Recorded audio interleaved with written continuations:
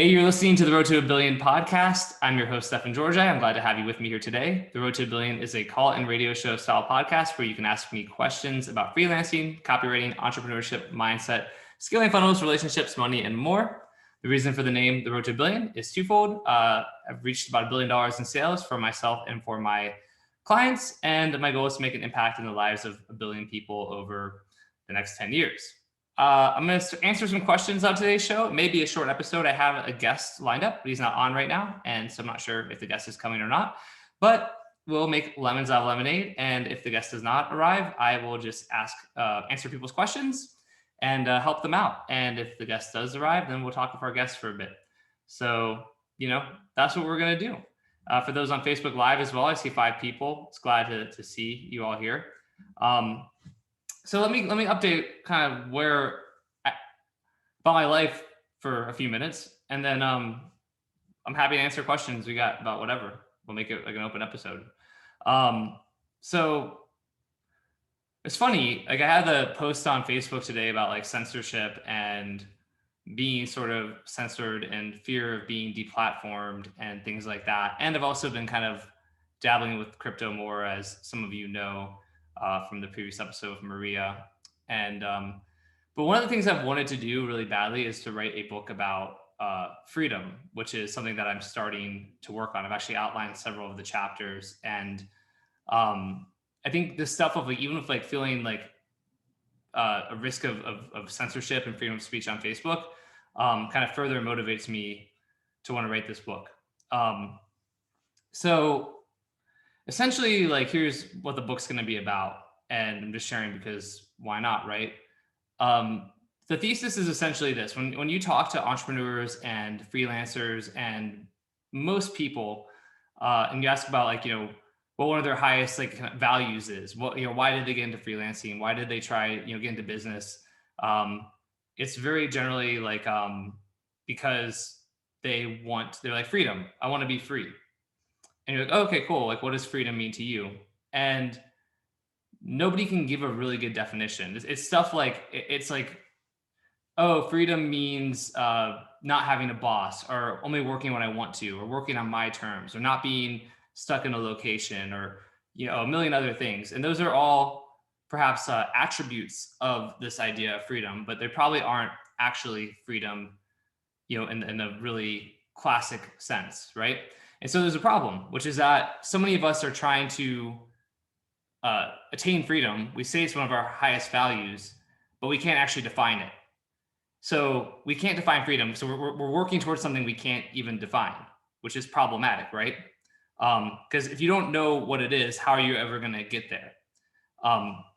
So that's a core issue at the heart of a lot of freelancers, entrepreneurs, and just people of the 21st century. Is we say we want freedom, we don't know what freedom actually is or what it means, right? So part of it is like, how do we define freedom? And I'll get to that in a second. The other part of it, though, is even what you essentially find is that freedom is not a physical thing, right? So because here's the deal. So say like, I want freedom, but it's like saying like I'm going to go, so like, I want to get towards freedom, but you don't have a map and you don't have directions, right? You don't know how to get there. So for example, if you're like, I want to go to some random restaurant in Atlanta, never been there, and you just get in your car and you don't live in Atlanta, right? So you live where I do in Las Vegas, or, you live in New York, California, it doesn't matter, right? You get in your car with no GPS, no phone, no map, and you're like, I'm going to go to this restaurant in Atlanta. Are you going to find that restaurant in Atlanta, right? Just getting in your car. Maybe, possibly, also very likely you won't, right? Same thing, a restaurant in Manhattan. You have no idea what the address is, anything else. Just get in your car, start driving. You'll pick your city. So like, you need a map to get there. And it's the same thing for getting to attaining freedom in your life. But where the analogy falls apart is, while the restaurant is a physical thing, right? Freedom is not. It's a concept. It's an ideal. There's no, I can't just point to something and say that's freedom, right?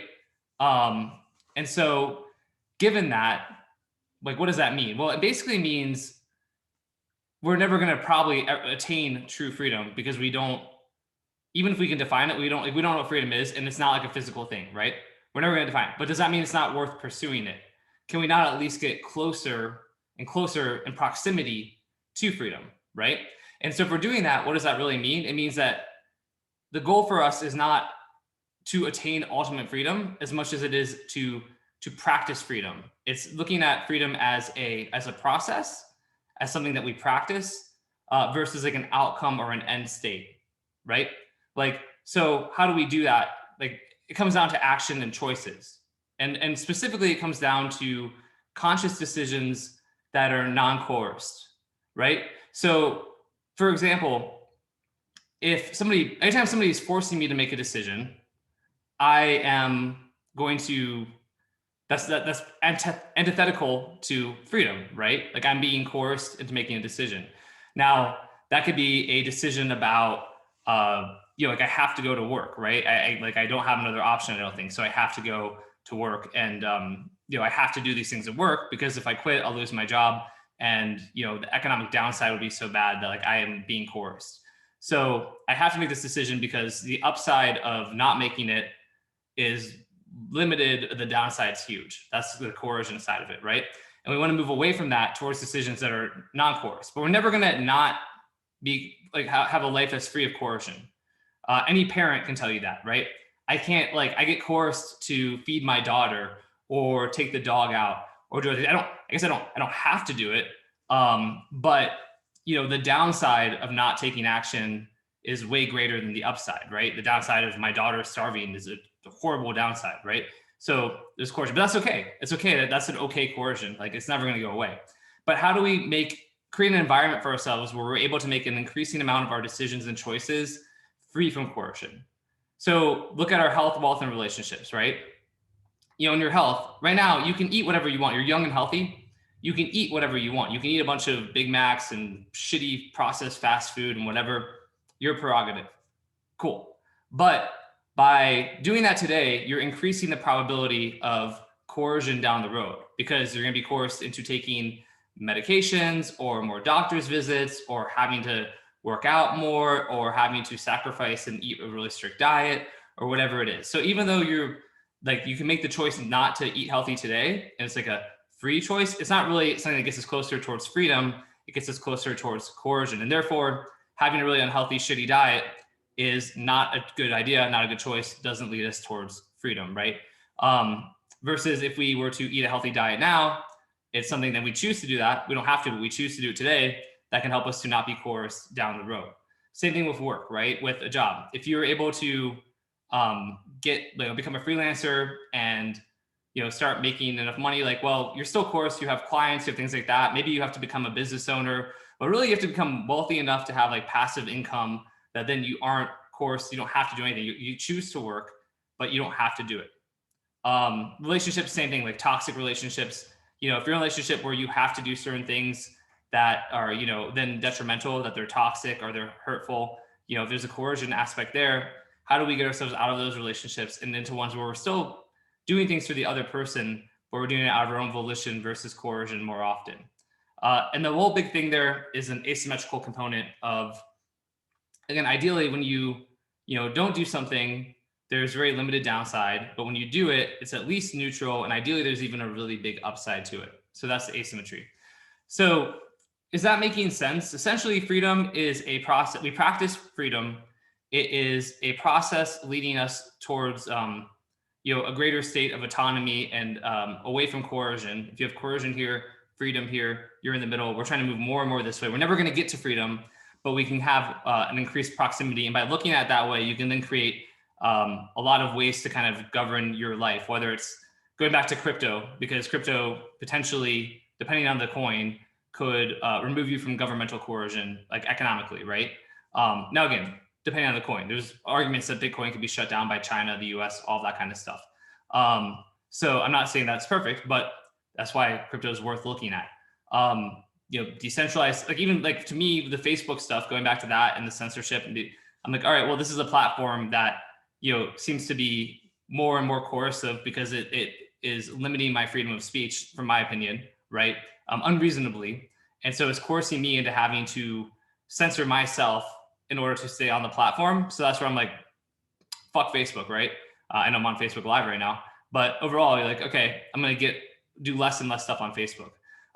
It can govern a lot of your like decision making. So that's kind of where I'm at. I have it written out quite elegantly, to be honest, and I've outlined a lot of the chapters. So basically, it's like, you know, stating the problem, defining freedom, you know, talking about it as a process and not an outcome, and then looking at the different areas of life, primarily health, wealth, and relationships, and how can we practice freedom in those areas and increase our autonomy and move away from coercion, and whether that's through freelancing, and then even within freelancing, not being where you have to like work with clients you don't want to work. How do you gain autonomy and ultimately get towards passive income?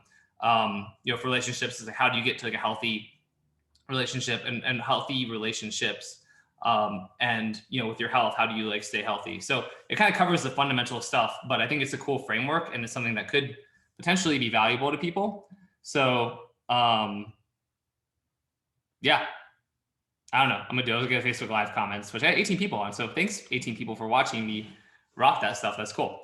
And then the other interesting thing that I might do tied to this, there's a couple of things, right? I'm gonna mess with BitClout more. For example, I have my profit fix formula ecom course. Honestly, I'm probably going to experiment and basically say, hey, anyone who buys $10 of my coin on BitClout can have the course. That's the only way you can get it to start. And maybe several hundred people will do that and it's cool. And then people get on that platform and they like it, or maybe nobody buys it and no big deal, right? Asymmetrical.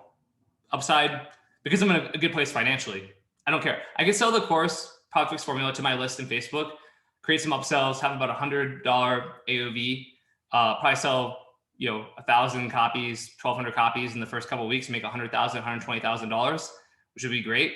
Awesome money. I can still use the money, don't get me wrong, but I don't need the money. And so rather than do that, I'm like, yeah, let me experiment, right? I'm gonna try doing on this, to get people on this platform that I think is interesting. And so my upside of, if a bunch of people do buy $10 of my creator coin on BitClout, and then my coin values and I get noticed by more people on the platform, and then other people on the platform buy my coin, which further increases it. And then the platform becomes like more mainstream and a lot of mass people come in and mass adoption happens. Massive upside. Like I'm way ahead of people. My coin's high. I've got lots of followers. I'm like, pioneering on the platform. Downside is nobody buys my, thing. And they're just like, all right. And then whatever, and maybe in a couple of months, they decide to release it through a traditional funnel, right? Asymmetry, massive upside, no downside, really. So I'm going to mess with that more. And then I'm really thinking about, and I don't know if I'm going to do this or not, because I don't want to overextend myself, but even creating an e-com type of supplement company that really, the supplements are just a sneaky tripwire to create an experience company. That's all about basically target towards millennials and I guess a little bit of Gen Z. That is all about creating experiences and so basically if you have the supplement, then like we ran out of Castle in Ireland, right? You're a customer, you're on continuity subscription. We're like, hey, we ran out of Castle in Ireland, available to the first 1,000 people who are our subscribers to the supplement. Come to the Castle. We're going to have like, I don't know, like Bono there. And like, we're going to have, like this like crazy archaeologists, and we'll have like whatever different intellectuals. And we'll basically create these crazy events that are all around like experiences, and but they're only available to people who have the supplement. And then within that realm, if it's all about experiences, then you're like, well, hey, how do you put yourself in the position, my millennial friends, to have those experiences? Well, turns out by having more freedom in your lives, right? Economic freedom, especially, but also from relationships and other things like that. So funnily enough, you can start to actually like, I could sell the book that I'm going to write through the supplement company. I can, sell stuff about how to become a freelancer, how to make money online, like BizOppy stuff without being BizOppy, but I can basically create all the shit I want to do anyway. I could do that while building a company that potentially has, like massive value if you get a ton of subscribers, and then you're also experiencing. So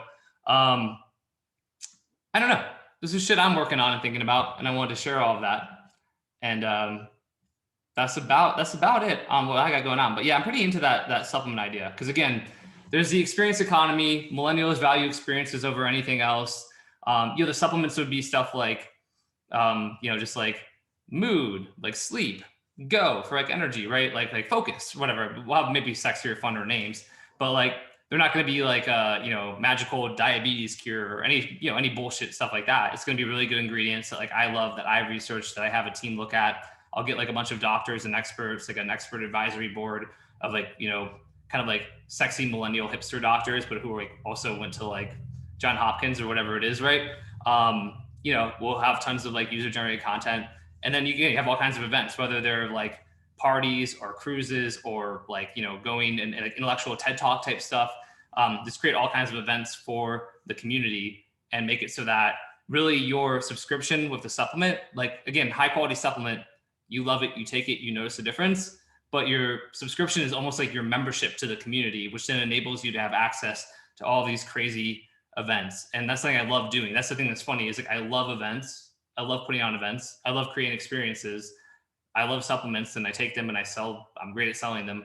Right. And it's all about a lifestyle that then encompasses freedom, which is really important to me. So what's funny is as I've been sort of in a holding pattern of sorts for the last month or two, and kind of like that can be frustrating, but it's fun to see these different pieces like start to click together. And to be like, man, like, a couple of these seemingly disparate ideas could actually all be part of something really big and very meaningful and very impactful to impacting the lives of 1 billion people, in addition to the road to 1 billion. So yeah, that's what's up. I mean, I feel like sharing this stuff is probably on some hand, like not a great idea. Hopefully nobody rips me off. But yeah, I guess I'll have some proof that I shared the idea first.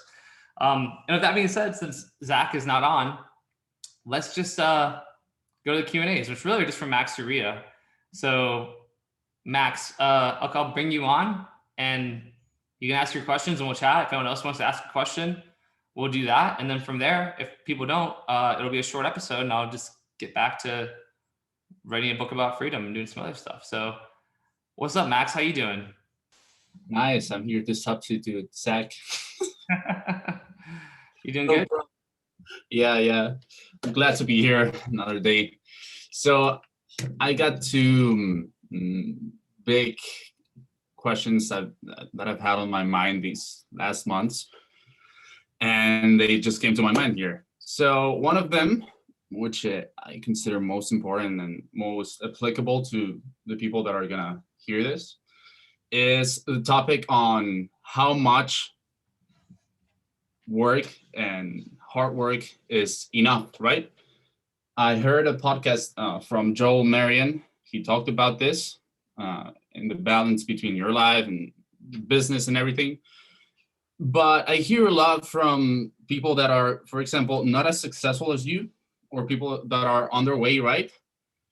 They always say, oh, but you can only work less and allow yourself to not work 14 hours a day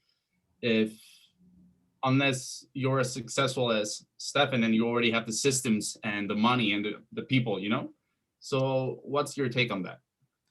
Yeah, I mean, I think that there's a very clear reason for the long adage or a long time adage of working smarter and not harder. I think that generally there's exceptions to everything, but generally people who are working 14, 15 hours a day are probably extremely inefficient and ineffective, and using that as a substitute for a lot of other things that they should be doing in their life as far as like development and growth go.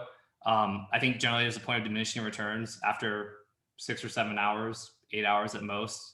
I think that a lot of our time is spent sitting in front of a computer telling ourselves we're working when we're not actually working. We're on social media, we're doing a bunch of shit that we shouldn't do. As a copywriter specifically, I think you cannot write for 10 hours straight. I think you can barely write for 5 hours straight, maybe in your 20s.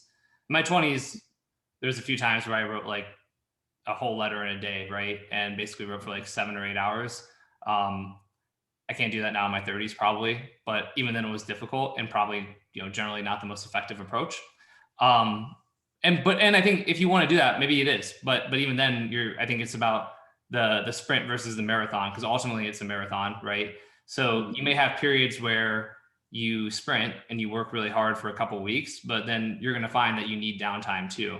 And I've actually been talking about this with our Copy Accelerator members lately on these talks we've been doing as we've been on tour, is the paradoxical nature of downtime, which I've brought up before, which is essentially that paradoxically, in order to be at your most productive, you need frequent periods of time where you're completely unproductive. Otherwise, you get burned out, and it happens to like everybody. And then think about, I've talked about in my email list, diffuse mode thinking versus focus mode thinking. And focus mode thinking is hard concentration, trying to solve a specific problem, while diffuse mode thinking is where your brain's sort of like turned off and you're just out, like you're in the shower or you're at the beach or you're taking a walk or whatever. And basically, the focus mode thinking engages the one part of your brain only, like your prefrontal, neocortex, I believe it is. While diffuse mode thinking actually engages all these different parts of your brain. And they're both equally important. You need to have the time for focus thinking, but you generally aren't gonna, if you're just concentrating on this one area of your brain, you don't make deeper connections. You don't kind of draw from different experiences. And so, but the only way you really get diffuse mode thinking is by taking a break. And so that's why most of your breakthroughs and big ideas don't come when you've been sitting in front of the computer for 5 hours. They come when you're out in your backyard or you're walking or you're at dinner with friends or you're, doing one of a million other things. So yeah, I mean, I think lots of people don't agree with this, but to me, I think the idea that you have to work 14, 15 hours a day, even 12 hours a day, most of the time is bullshit. Again, there's exceptions, but very few. That's my take on it. Sure, I love it. And the other question was, you hear a lot about free work, right? And doing free work. I heard, if I don't remember wrong, you were with Saba and other copywriters in another show, and you were talking that you were doing this service for e-commerce. Mm-hmm. Am I wrong? No. And your idea was, so in order to get some case studies, some credibility, and start getting a consistent flow of clients, your idea was to do the whole service for free, right? To get those the testimonials, a case study, and then apply it and leverage it to get more clients. So the thing is, for other copywriters that are hearing this, whether they're beginner, intermediate, or advanced, what would be your take? Let's say they want to get to work with bigger companies, right? Let's say BioTrust, or even not so big companies, right? Would you consider doing some free quality samples for them? Would do the work of establishing yourself as an authority and demonstrating that you can provide the results? Or do you think that doing instead, let's say, a period of free work with them would instead position you as not so good in your work because you're not charging for it? Am I explaining myself? Yeah, I think you are. I mean, I think ideally, like the hierarchy is like this. Like ideally, get paid for the work, right? If you're having trouble getting paid for the work, then we go to like the more for free route. I think that, within there, so if you're like, hey, I'm gonna work for you for free for like a month, I mean, I generally don't.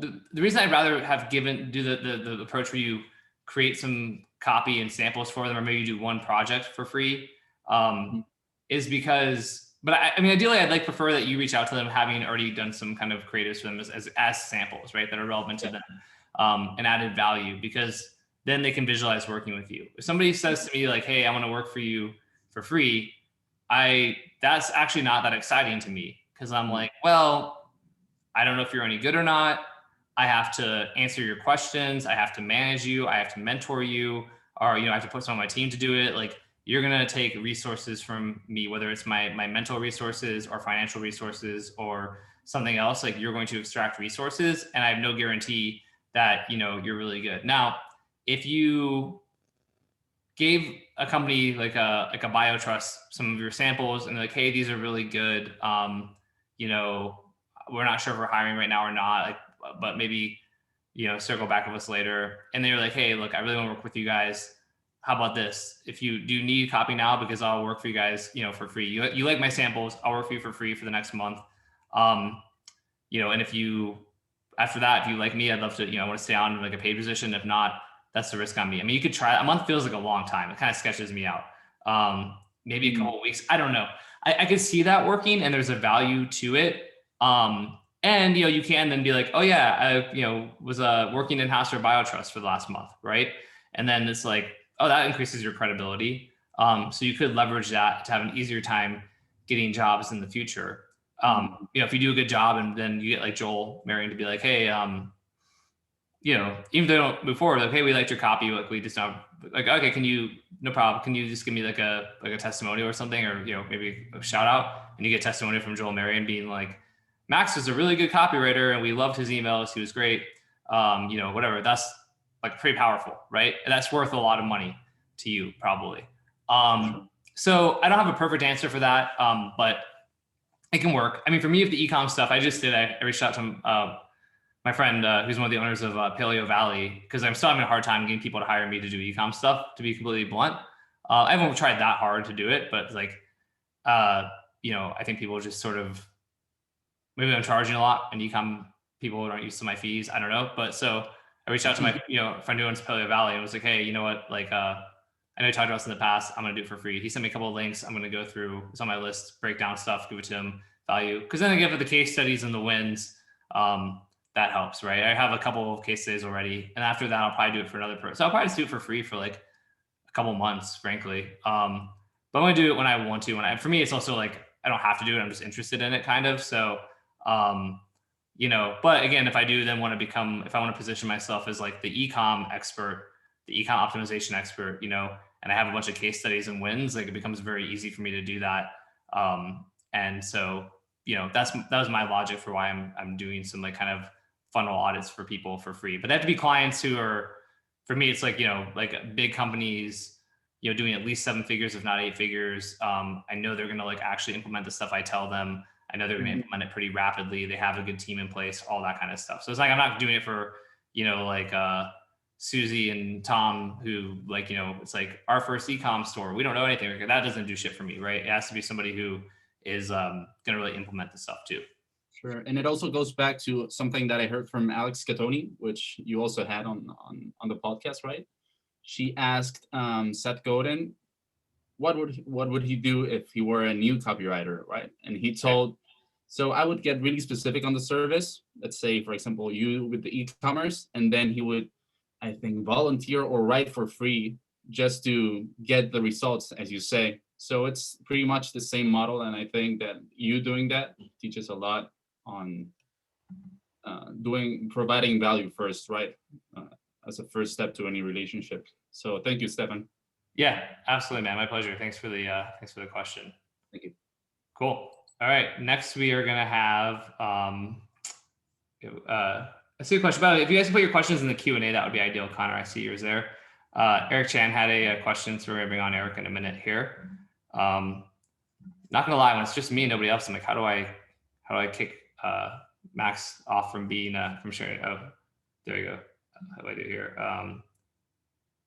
Disable talking. Okay, cool. Eric Chan had a question, so we're going to go to Eric next.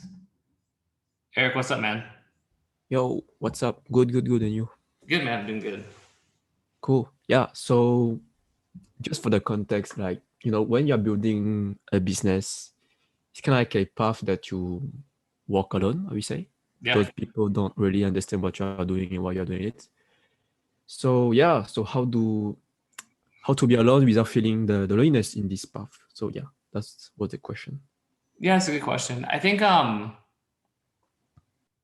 couple of things. I think having like communities, like, that's one of the reasons I'm such a big proponent of masterminds, is because, once I started going to them and meeting other entrepreneurs, suddenly it was like I felt less alone. And even afterwards, when I stayed in touch with people and we'd get on, at the time it was like Skype calls more often. We'd get on Skype calls, we'd catch up, we'd be texting each other. That really helped. And I really think it's about finding a community of like-minded people who are, endeavoring to do the same things you are. And I think that helps. And I think that's something where, the Facebooks of the world can be beneficial and helpful, right? Like through the different, both free and paid communities. It doesn't have to be that you go join like a $15,000 or $50,000 mastermind. It can be, a $97 a month group, or maybe it's a free group. And then really actually reaching out to people and checking in. And I mean, and you have to foster and nurture those relationships, which is something I'm not good at. I work at it, but I'm pretty bad at that. I think as an introvert and someone with social anxiety, I struggle with that, but I mean, I do it. I'm kind of almost forced to do it as part of being like a quote unquote public figure, right? Because people reach out to me a lot and I'm always happy to hear from them. But, and then I think the third part of that is, this is the toughest part, and maybe not, I'm not saying this is easy or even potentially could be almost impossible, but if you can try to like embrace the loneliness, that's cool too. The times where you are lonely, you have to, if you can reframe it, again, easier said than done, but to think about, I'm lonely because I'm doing something hard and I'm doing something that other people aren't doing. And I'm doing something that is, hopefully, going to make a difference in the world. And when everything comes together, I know that I'll look back at this part and I'll actually have like cherish these memories and almost maybe long for those times of loneliness, because, which is true, because, once you have the things you're searching for, going back to freedom, never being an ideal, but anything like that, you won't be fully fulfilled, but it'll be cool. You'll be, lots of things will be really good in your life probably, but, then you almost miss the struggle, right? You'll miss it. And it'll be this like special time in your life. You'll think back of it as this like special time in your life where, you felt lonely and you felt like you were, you against the world and all of that. And you'll have like a fondness towards it. And so if you think about that as it's happening, it can help to take the edge off of the loneliness. It doesn't mean that the loneliness goes away, but it can take an edge off of it too. I don't know if those answers help or not, but those are the best I got. Yeah, I have a lot. Yeah, it's kind of like get used to the loneliness, like something like that. Yeah, that, and again, I mean, the community aspect too, because you can cut down on the loneliness quite a bit.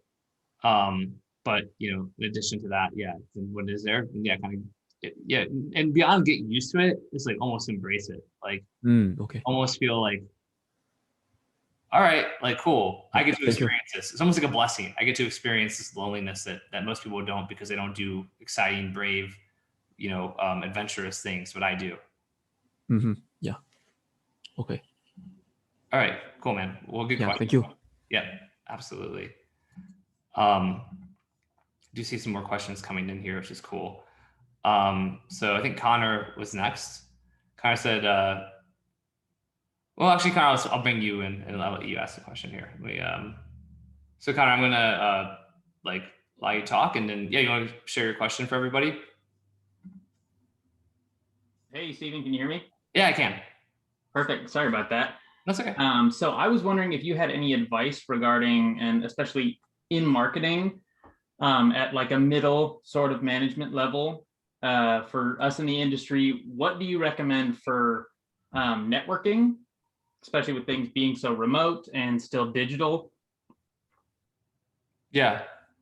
I mean, I think that I would go back to sort of some of the answers I just gave to Eric. I mean, I think that, joining Facebook groups that are, relevant to your industry and your skill set and profession, and then actually posting, right? Actively posting, sharing stories and, lessons learned, wins. I mean, I think, the best thing is like sort of, hey, we had a really cool win. Here's what it was, right? That kind of stuff. And no solicitation. You're not trying to be like, and hire us or buy our product or whatever, but it's just like giving value that's like true value and actually valuable, through various Facebook groups, I think is a really, good one. I mean, there's like the Justin and Stefan Talk Copy. There's Direct Marketing Partners, which Dee Braun runs. There's Nothing Held Back, which is like a Facebook group that's been really popular lately, and various other ones. So I think that's one aspect of it. And then, things have been remote, but there's a lot of events. I mean, I'm basically back to as busy for travel schedule as I was pre-COVID. And I think that, so going to different events and things like that. I think obviously masterminds are great. And again, I'm all about that. But like, even if that's, not a thing right now, then it's like, they're doing affiliate Summit East in New York, and there's going to be, I'm sure, thousands of people there. Traffic and conversion is, doing their event at the end of September or middle of September. We're doing our next Copy Accelerator event at the end of August, beginning of September. There's Internet Marketing Party in Austin, which I'm the speaker at next Thursday, which is like $37. So, I think it's really just like going to events and then, Facebook groups that are relevant and then actually posting value and replying to people, commenting. I mean, really the fundamental stuff, but it really does make a huge difference. Thank you so much. I really appreciate that. Yeah, absolutely, Connor. Thanks for the question. Cool. So, Patrick Chan was next. We bring on Patrick for his question. What's up, Patrick? Hey, Stefan. How you doing? Good. I've been following you for a while. Love RMBC and all. Got some gigs with it too. Awesome. Yeah. So I want to know, because I've always been someone who, I really admire that you really put the time and effort to create communities and all that. And it's something that I personally know I'm actually not a big fan of. Not because I don't care about people, but it's just because I can get very intense. So for me, I'd rather, for lack of a better term, I don't know how else to say, but it's like, I'd rather not put the effort into caring so much. Sure. And so one of the things that I do want to do is eventually go from copywriting and, like you said, go into product owner. And one of the things that I want to explore was, like you said, the supplement industry. So I've been curious to know, since you started one or currently have one, how did you divide up your budget when you first started? Yeah, that's a good question. I've kind of broken this down before, but this is all ballpark numbers. I mean, do you have a budget, for example, in your head, like something you could put into it, or are you kind of curious what the budget might look like as well? I remembered you saying you started, like, it's possible to start with 5,000, but I'm willing to put 10,000 in the future. And your copy is at a pretty high level, right? I mean, not like necessarily A-list, but you feel you could write your own copy and feel good about it, right? Yeah, I feel like I could do it. And if not, well, I mean, I'm surrounded by people who are very talented who can give me feedback. But yeah, I feel like I can do it. Cool. Yeah, and I think about it from a budget perspective too, because copy is one of the big expenses, really. I mean, again, I think if you are going to white label something to start, then it's basically like zero expenses on the inventory side to begin, right? Because you're only selling once you're shipping. So that's what's great about the on-demand model. Over time, you may want to move to like, custom formulation that there's better science behind it, all that kind of stuff. But to launch at least, custom formulation on demand, there's basically zero cost there. So really your cost would be the, funnel, like development, creation, whatever. And then like the traffic is really kind of it in a way, right? So it's like, okay, if you're at the copy, you can do a text sales letter to start. The design, you could do yourself and some of those platforms out there, but like having a good designer is probably worthwhile. I mean, I think it's worth investing $3,000, let's say $3,000 into that. Then there's usually gonna be some tech and integrations and things depending on where you do it. So I'd probably budget like a couple $1,000 for that. There's, if you're gonna do, I mean, depending on where you're getting processing, if you're doing like ClickBank, then you don't have to worry about it. If you're going to use Stripe, but I would be careful using Stripe unless, you feel like you're really super, super, super, super, super white hat. Like not even like ethics aside, right? Like let's assume you're gonna be ethical, but it still has to just be like, just so, Stripe's sketchy. So, but if you use like like Digistore or ClickBank or something like that for the processing, then there's really no cost there. And then really be like traffic. I mean, the big thing for me would be like, if you're able to use your network to have people, send like kind of to their email list, then the traffic's pretty much free. You're just paying them a CPA. Customer service, I mean, you can start with just having like a support email that you answer. So you don't need to pay for a call center to start. Like insurance, stuff like that, you'll want that. But if you go through a place like ClickBank or and you use a third-party on-demand company, like generally you can be covered under their insurance to start, so you don't need insurance. So honestly, I mean, man, that's why I go back to like $5,000 to start. Like, I just think, because again, copy is a big expense, but you can write your own copy. So yeah, and then otherwise, if you have 10,000, I mean, like I would put the other 5,000 into acquiring customers potentially. Nice. One second, my dog's freaking out. A second.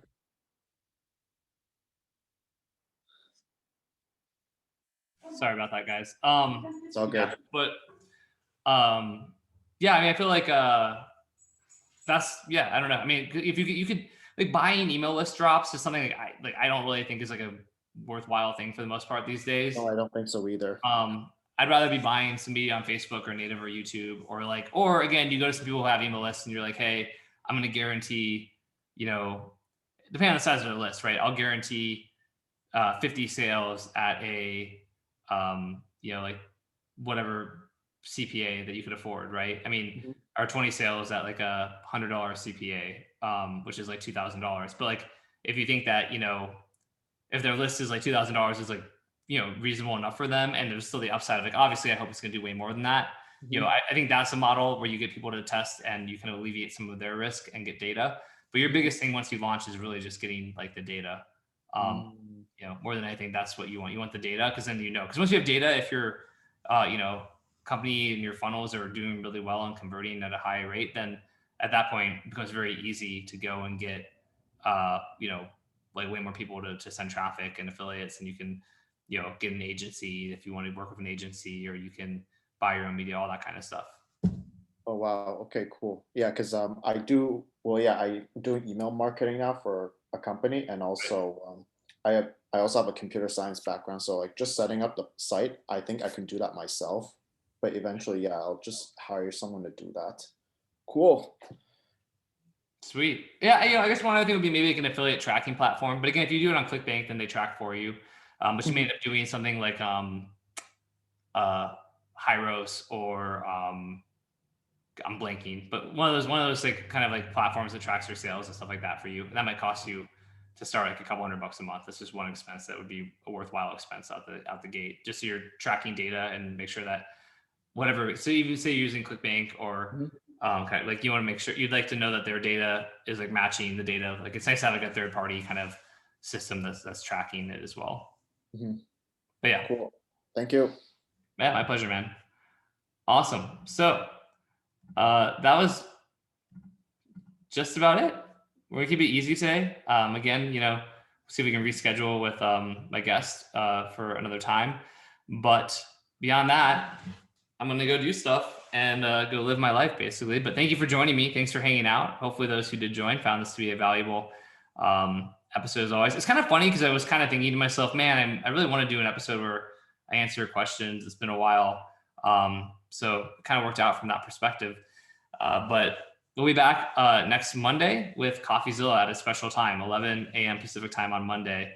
And I think that that's going to be a very highly attended and pretty crazy episode. So I am really excited.